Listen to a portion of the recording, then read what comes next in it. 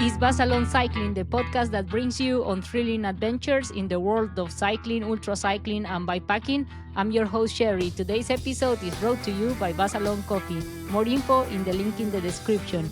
Joining me today is Max Riese, ultracyclist, bikepacker, and founder of Gravel, a community-driven cycling adventure and everything about bikes. Welcome to the show, Max. Thank you for having me, Sherry. So, wow, it's incredible to see all the races and adventures you go to. So, can you tell us a bit more about your route in ultra races, bikepacking, and how everything started? How everything started. I talk about this a lot these days, which is funny. So apparently, I checked back, and during school there was the federal state championships of trail running. At some point, it was 28 kilometers. And a few friends in school, we had this bet where we said, like, well, you could never finish that. You could never run that. And I think I was 12 or 13. Mm-hmm. And I did. Like, I started training, running, and I finished it in, well, obviously there wasn't a lot of competition in the under 17 classes. So Yeah. well, I was up ahead and got hooked into sports, kind of, because, like, it was addictive to feel like, okay, like you're really good at something. Yeah. And then went through half marathon, and decided, like, okay, like off-road is more my thing. And then eventually my cousin crashed on his road bike, and he gave his road bike to me because he didn't want it anymore. Oh, wow. And I realized that cycling is maybe like a bit faster. I can get further, and it's more adrenaline than running. So I started the classical road cycling career, and yeah, I mean, that went quite well. I think it taught me a lot, and it really helped me in a lot of things, but I had to realize that I'm not really at home in that scene, and quit at some point. And only like years later, when all of the gravel bike hype and stuff came up, we started to basically use them as like faster mountain bikes, and like do like multi-day trips, like, like crossing the Alps in multiple days on like cyclocross bikes at the time with a backpack. I cycled across North America on an old steel bike, and this was possible. And yeah, then eventually we decided, like, oh, like, would it be possible to cycle 500 kilometers in a day? And then we kind of did that. And I don't know, I felt like I nearly died during that experience. It was like this thing where you like arrive at home and like for 2 weeks you're just completely smashed. But still, like, in my head, it was a massive thing to realize, oh wow, that's possible. You can cover that distance. And then the Silk Road Mountain Race in 2018, I followed it on social media, and completely captivated me. The stories of people dropping out in snowstorms, having breakdowns of tech, and the culture of nomadic people in Kyrgyzstan, the landscapes, the vastness of the landscape. And yeah, so I signed up and did it in 2019. That was truly a life-changing experience for me, I have to say. Like, not for the fact of completing an ultra distance race, just the experience of the people I met there, the organization of that race, the place itself, and getting to know people like Nelson Trees, who's the organizer of that race. Kind of like made it clear to me that this felt like home. And since then, well, I'm doing like 5 to 6 races a year, and kind of got into the lucky spot of trying to make a living out of that gravel. Yeah, so that's very interesting journey. Sometimes people wonder, how do you go, from runner? I also did trail running, and it was kind of the same experiences. Like, I can only run a certain distance without getting injured, but cycling, you kind of can do it forever, and you can explore more. So you do this transition into cycling, then from bikepacking or just adventure cycling into racing. That's very interesting. And sometimes people ask me, how do you make this transition? Why race it instead of bikepack it?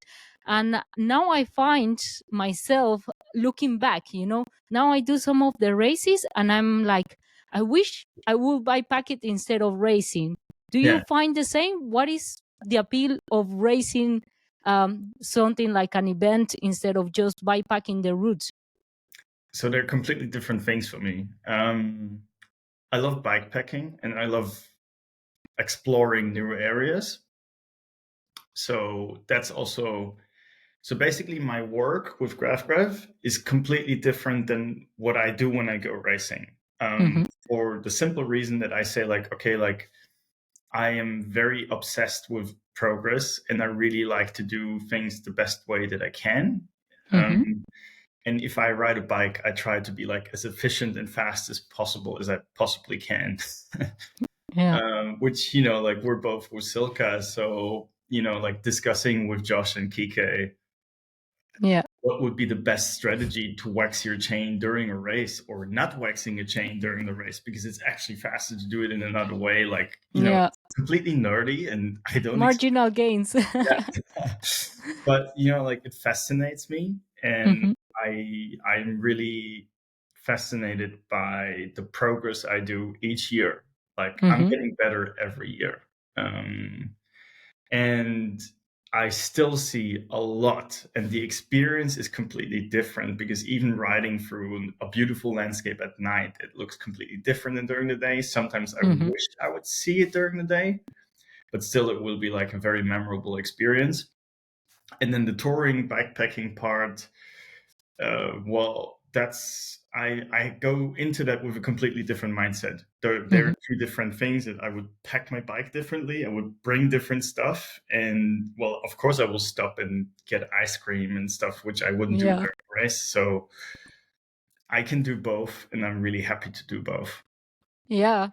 Yeah, it's true. It's a kind of a different experience, and you've done some adventure races, as you mentioned, Silk Road, Hellenic Mountain Race, also Reno Run. How do you decide like races you want to participate in? Is because of the course, the difficulty, the landscape? You've gone through some beautiful places. Yeah. What drives you to want to make sign up for a race like this? So mostly I look for really unique places and courses. Um, Mostly that means that I will go to races that have a predefined course. I really Mhm. love route planning, which is another part that's more like on the touring bikepacking side, for me at least personally. But predefined courses means you will probably have less traffic and less dangerous spaces. And well, I trust the organizers to like do the best to show you something that's really unique on this planet. And then that also means, like, for me, most of the time, that means going to off-road races. Mhm. So the more remote, the more, yeah, vast that landscape is. I really love to go into like high alpine mountainous areas, but I also Yeah. love deserts for some reason. Mhm. We always have this image of deserts being like a dead space of land and it's just like nothing. But apparently, like, deserts can be so unique in every single way. There's a lot of like really enduring organisms that live in deserts, and it's a Yeah. landscape that will really like force you into like looking for things, because like you will discover a lot of things in the desert that you would have never. Yeah. So it's different, but most of the times it's very remote and mountainous landscapes. Yeah, you see a lot of ultra racers going from road into more off-road races. Like, for example, I saw you did TCR number 8, and Yeah. now you're doing more like off-road races. Why is that? What is about off-road racing that kind of becomes more appealing than racing on road? Is the adventure feeling? Is like feeling like you are off the grid, or? I don't really know if there's really a shift. I feel that if we look at the pure number of events and the participants, then the road ultra distance races will still have a larger, audience, so to say. But for sure, like a lot of really good athletes, like Ulrich, for example, they shift to off road and have great success there as well. Not all of them, obviously, it's a bit more technical. You need to be good in handling your bike. I Uh, learned that.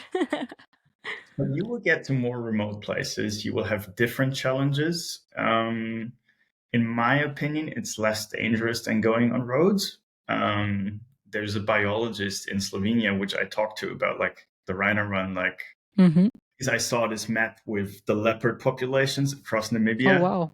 and I was like, how do I deal with them? Like, how do I look for sleep places? I was really afraid of getting attacked by a leopard.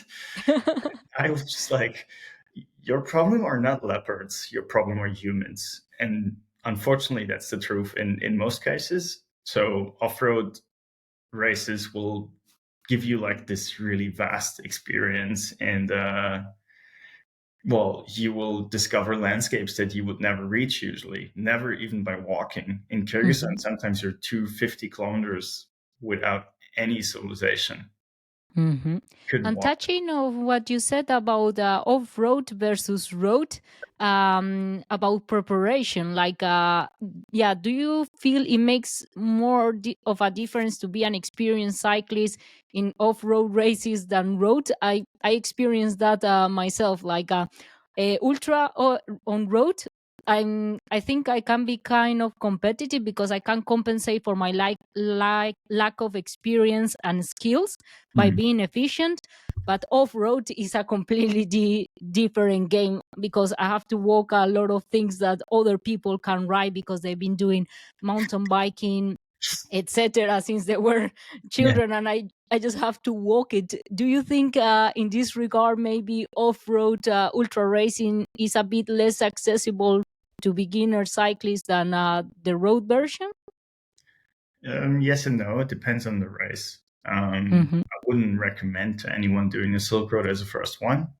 Um, Although I did it, but that's yeah.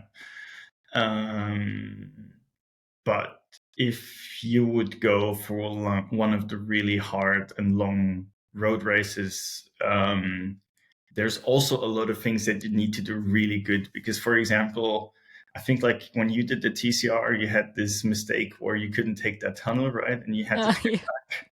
So, like there's different challenges in those kind of things, and it's never easy. Like Hmm. a lot of the traits that you need to have to be successful in riding long distances are shared, like self-organization, problem solving, like a bit mindset juggling, that you're kind of like not falling into lows like all the time or giving up too easy. So those things are the same. I really like technical mountain biking. Um, Hmm. and some people don't, or some people are not as confident.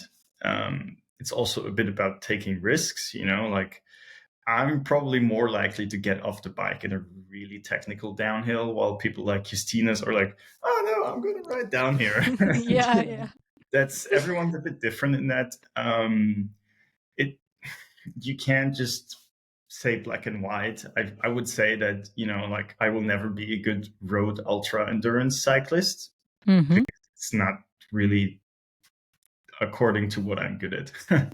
Yeah, yeah, exactly. And what you were saying about route planning, I mean, you create a lot of routes for the cycling community, graph, and everything. How do you plan the routes? How do you decide where you gonna go? I guess I had the experience sometimes with different softwares. One works better in certain countries than other. Yeah. I don't know what's your approach when trying to kind of design your next adventure. Um, well, first of all, there needs to be something that's really interesting to me to go to a certain area. Mm-hmm. Um, So, for example, with the Links Trail that we designed, it was about this project called LifelLinks, which is a European project that rewilders links into the Dinaric Alps. Oh, wow. And we wanted to donate money to them originally, but they said we can't receive money. So they Mm. said like, oh, let's do a special project and we can do like a bike trail to inform people on lynx and other large carnivores. So that was the initial thought, like, okay, like I'm going to that area. Then I would probably look on the map, what kind of landscape do I see there? What are the most accessible places, like bigger cities where I can get with public transport and stuff? Yeah. And then I will plan along like certain landmarks and double check with different map layers like OSM or satellite imagery to try and define like what kind of terrain and how rideable will that be. Mm-hmm. And then you will do like 5 or 6 scouting trips and change around all the time before you, well, in sometimes it's a community driven thing, so it's not really a publicly approved route and it doesn't really Mm-hmm. matter.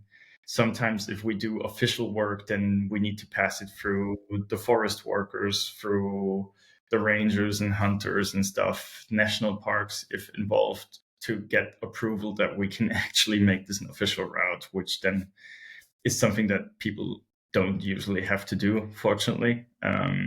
Yeah. But yeah, like it's really like a mix of things, like trying to find routes from other people, trying to find reports on the area, trying to find landmarks, and then using all of the amazing map and satellite data that we have across the planet, just, to try and make up something that really interests you in a certain way. Oh, that sounds very interesting. And I mean, you've done so many routes and races. Which ones would you say are your top five? Like routes you scouted of races you've done that you're like, oh, I will do it like bikepacking, or it's been one of the most amazing ones. Like, That's a good question.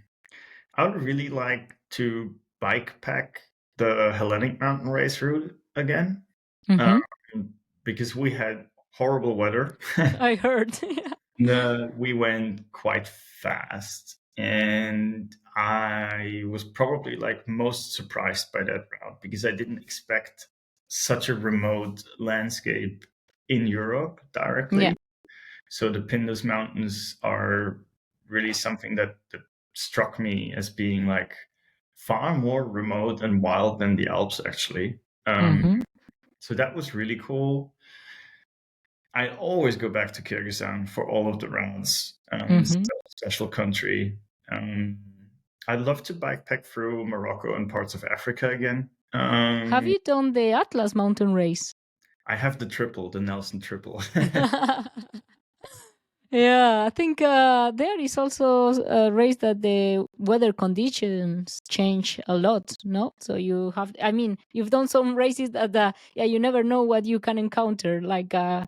heat from heat to freezing. How do you prepare for that? Like, what equipment you take and what consideration you go through when deciding Well, about your gear for these kind of events or conditions? mm.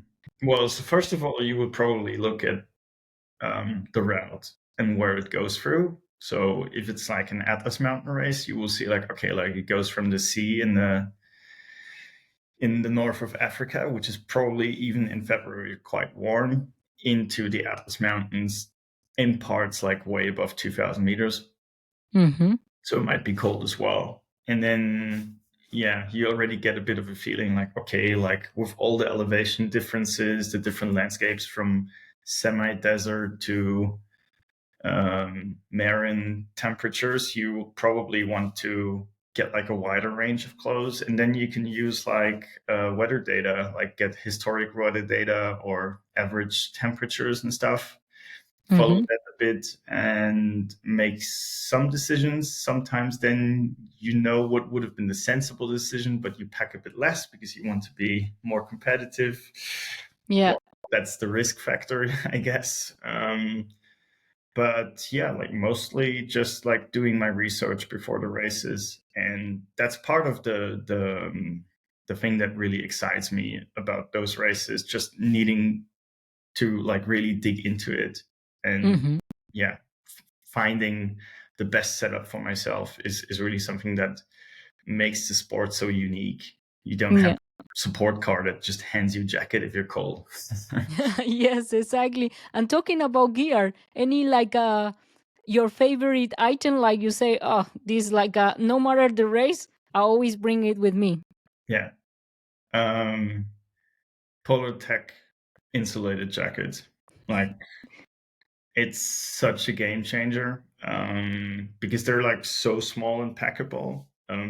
Seven Mesh, who sponsor me with clothing, they do this Polotech insulated jacket, which you can strap onto your handlebar. So Oh, you always have it super handy. And it's so small. It's such a small and light piece of equipment. But if you put it on, you'll be warm. So that's something that's, if we would have had that like 10, 15 years ago, I don't yeah. know, I would never want to miss it again. And yeah, it's a lot of small comfort items like light and packable rain jackets, because obviously like a shell like a rain jacket will also protect you from wind, so you can use it in many ways. Yeah. But yeah, like I think like those really small insulated jackets are the most game-changing thing in terms of how can I pack my bike and how much stuff do I need to bring, like so much less things that you have on the bike these days. Yeah, exactly. And I've seen some of your reviews about packing and certain items. So, would you sacrifice comfort for lightweight and performance? What's your approach? More on the safe side or more on like, okay, lightweight and let's see what happens? It depends on the race. Sometimes I'm more ready to take a few more risks. So Hellenic Mountain Race, for example, is one of those examples where I packed super, super light. But even in the Hellenic, I packed a sleeping bag that was rated way too low temperature for what we actually expected, which was kind Hmm. of my peace of mind, because going like really, really over the edge is also like a psychological thing. If something goes wrong, you will probably not feel too comfortable, like really going to your limit. So Yeah. it's somewhere in between. I wouldn't sacrifice all of the security that it brings and the comfort. But of course, I'm not bringing a 20-kilo bike. Yeah. And talking about bikes, what bikes you currently using for like road or off roads? Tell us a bit about your setup. Obviously, I'm very happy to be sponsored by Cervelo and Reserve, so I have access to like really great materials. So most of the time in the off-road races, I use a ZHT5, which is a hardtail mountain bike. Mm-hmm. It's incredibly light. It's yeah, progressive geometry that really feels safe in every terrain. And it's basically like yeah, it's taking like at least 70% of my time on the bike now. Oh wow. Then the Swiss Army knife is kind of like a gravel bike, a Cervelo Aspero. Mm-hmm. It's controversial. Like it's basically, I think it should have become a road bike, but it takes wider tires, Yeah, yeah. so to say. But I kind of love that. It's surely not for everyone. It's like a really stiff bike, and you can't just fit like 50 mil tires or something in it. But Yeah. me, the handling and everything is just really great, and I love a responsive and stiff bike. Mm-hmm. And for me, it's kind of with the geometry it has, I can use it on road and I can use it on gravel. Mm-hmm. Don't really feel too much of a disadvantage on either of them. And then on the road at the moment, I'm riding a Caledonia 5, which is, yeah, your classic endurance road bike. And, Mm-hmm. like also breaking that stigmata, because no one Yeah. that's sponsored by any bike brand will use the endurance bike. Because, Mm-hmm. like, it's not the sporty one, but actually the Caledonia is a super fast and capable bike. Uh, Yeah. if you follow me, you will see sometimes up climbs that are surely Yeah. capable of being like top notch, and you wouldn't do that with a bike that's just for Mm. recreative cyclists. Yeah. Yeah, So exactly. The endurance word is a bit like, oh, people think it's a bit, it's not fast, etc. But for some people, actually, might be faster if you are comfortable and you are, then you can ride for longer and faster than if you have pain after a few kilometers in a very stiff road bike. So for some people, might actually better. More suitable for their needs, but it's interesting. You have an endurance bike, but you will also even though you have a endurance bike, will still use the Cervelo Aspero on road. That's well, very interesting. I don't know. I feel I actually had the Cervelo Aspero, but I felt it was a bit not very reactive on road. I switched, I put road tires, and I still felt like even an endurance bike was immediately like more going on rails on corners, but I still felt like the Aspero, even though it's kind of like a race gravel bike, it was not very responsive on road. It was I don't know what's your thoughts about that. there's no bike that does all. Hmm. It's not going to happen. That's the unfortunate truth, because road bikes have a very short wheelbase usually to be that reactive and responsive. And if you need to pack more tire clearance into a bike, then you will widen that wheelbase, which makes it less reactive. Hmm.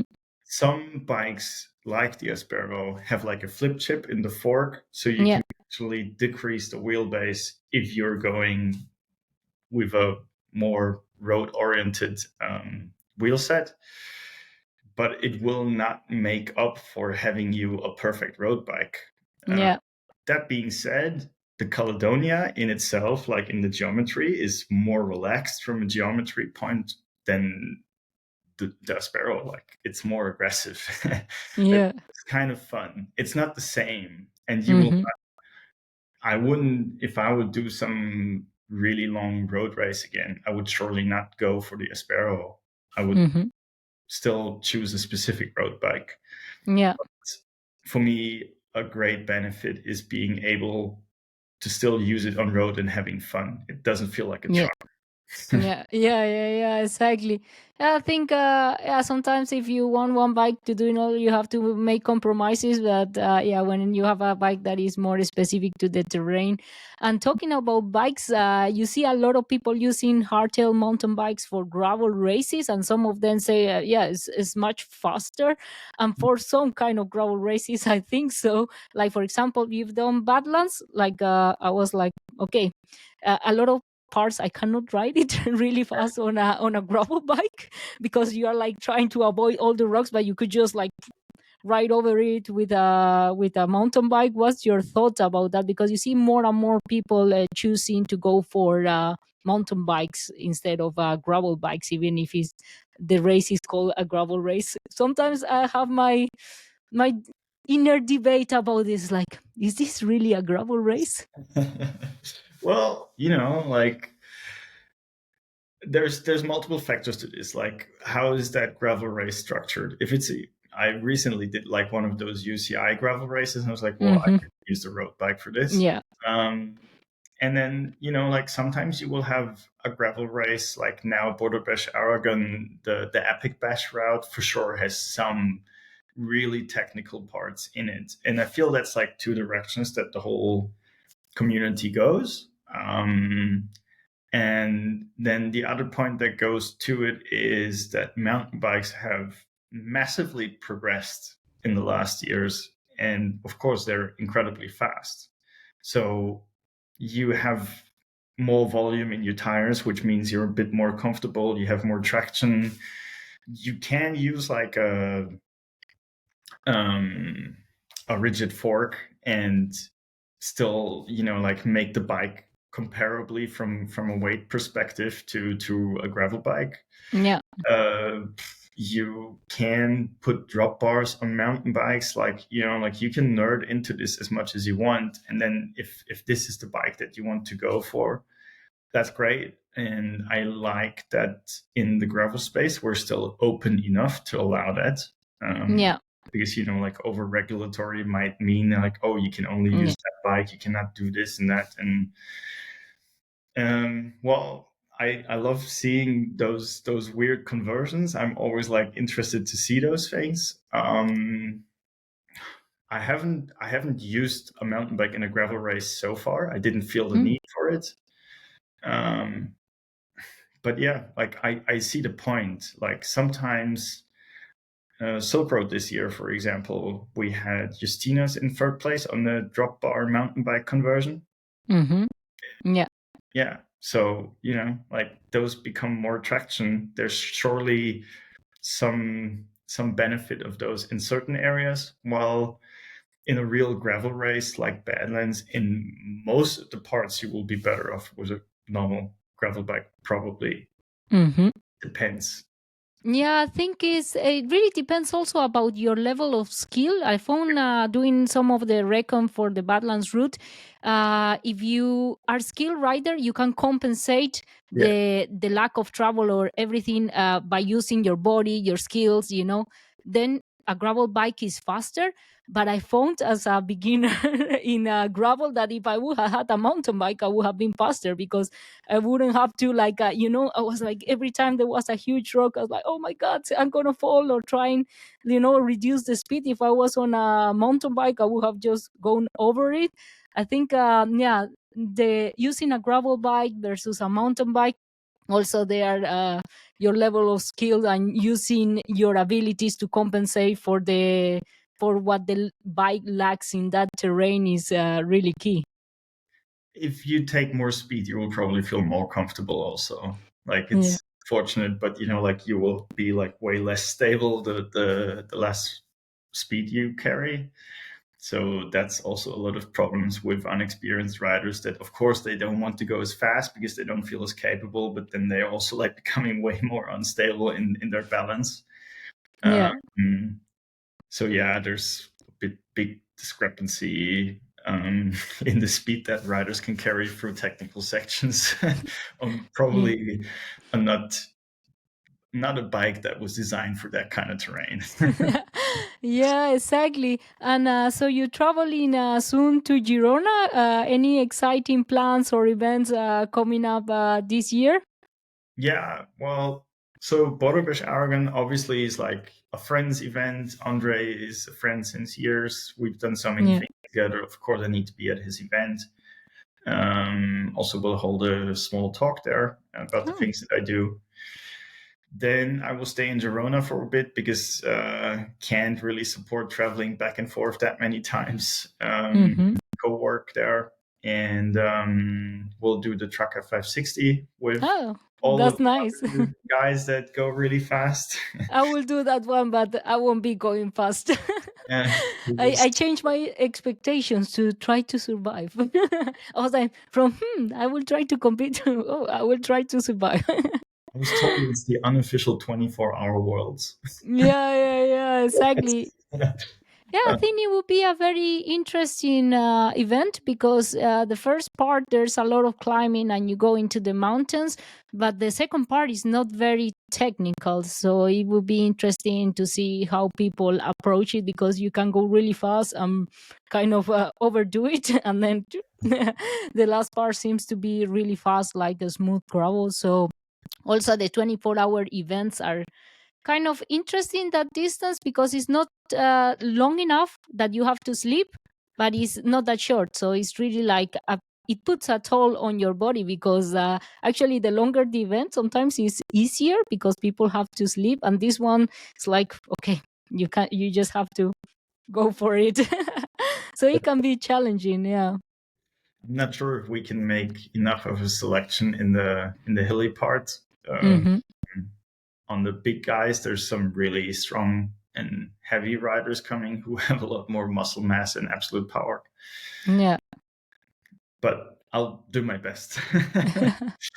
And Yeah. one question about Traka. Which tires are you planning to use? Probably like Cinturato H hardpack from Pirelli. Hmm. 40 mil tires. I feel very comfortable on them. They roll really quick, and yeah, don't have any problems with them. And then because I use like very wide rims, they really spread Hmm. out a bit longer, wider, and yeah, so I have like a lot of volume and a lot of traction. No, that's cool. And besides Traka, any other events after that this Yeah, year? so afterwards I will travel to Scotland for the Highland Trail 550. Oh, wow.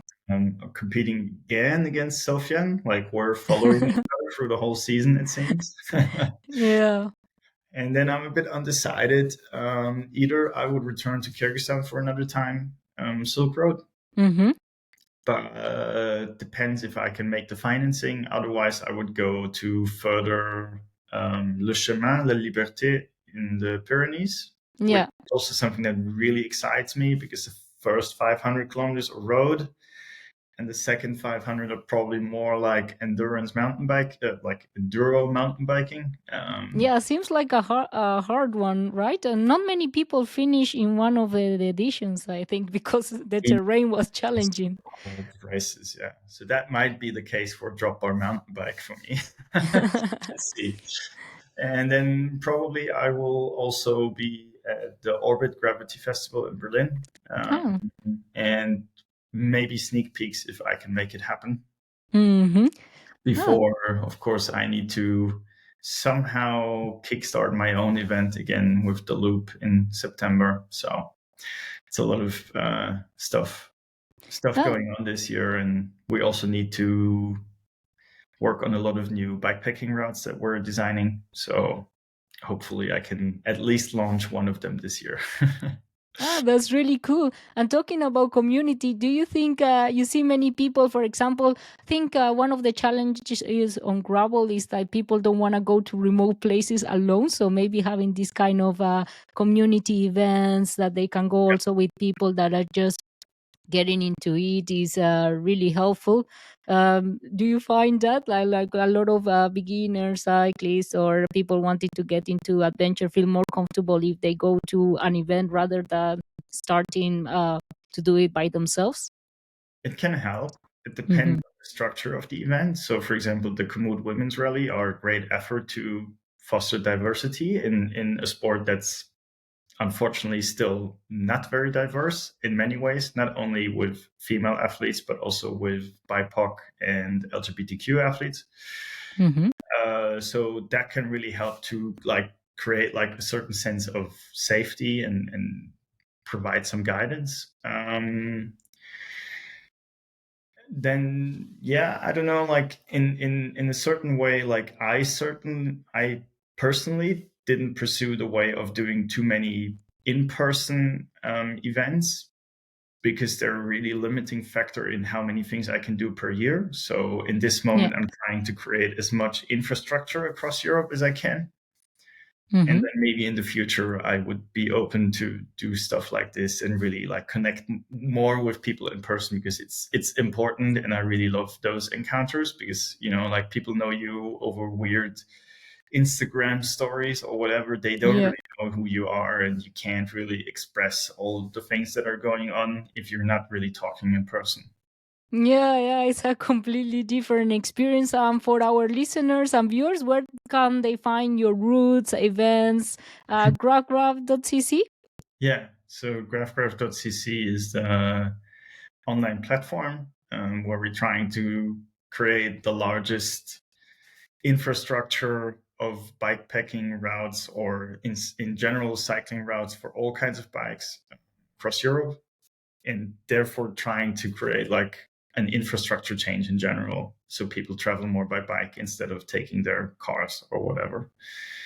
Um, and the same thing exists on Instagram.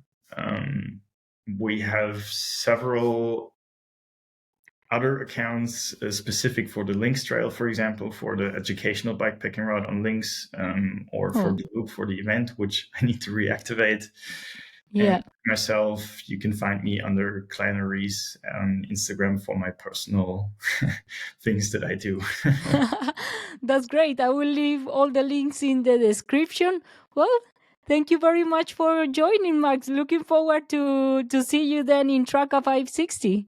Yeah, thank you. Can't wait to get on with that.